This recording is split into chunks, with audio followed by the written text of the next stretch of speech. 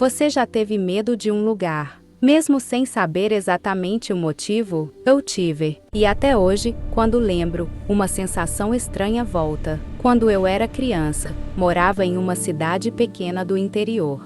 Era daquelas cidades onde todo mundo se conhece, cerca de 2.000 pessoas, ruas tranquilas, pouco movimento, tudo previsível, mas de vez em quando, minha família decidia passear na cidade vizinha, e eu odiava. Não era birra, não era preguiça, era medo. A cidade vizinha era maior. Muito maior para mim. Tinha mais lojas, mais comércios, mais carros, mais gente nas ruas. Era barulhenta, agitada, diferente. Mas esse não era o problema. O problema eram as pessoas que eu via lá. Eu nunca contei isso para quase ninguém porque parece absurdo. Mas, na minha memória de infância, aquela cidade era dominada por anões. Não anões comuns. Eram pessoas muito pequenas, menos de 1 metro de altura, cabeças grandes demais para o corpo, braços curtos, desproporcionais. E eles estavam por toda parte, andando nas calçadas, parados nas esquinas,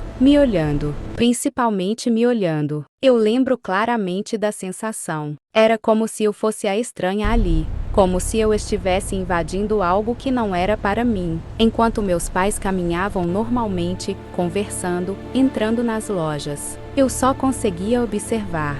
Eles estavam lá, e ninguém mais parecia notar. Eu puxava a roupa da minha mãe, tentava avisar, mas ao mesmo tempo tinha medo de falar.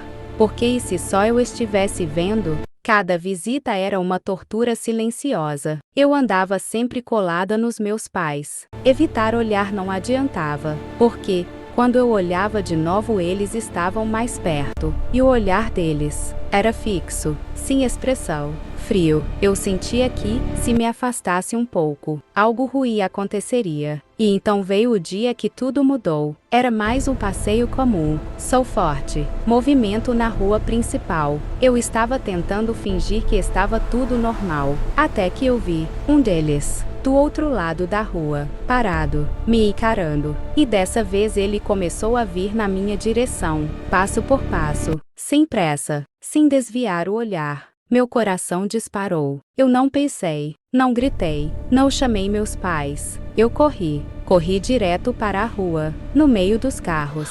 Eu só queria fugir dele. Ouvi buzinas. Alguém gritou. Freios cantando. Por muito pouco eu não fui atropelada.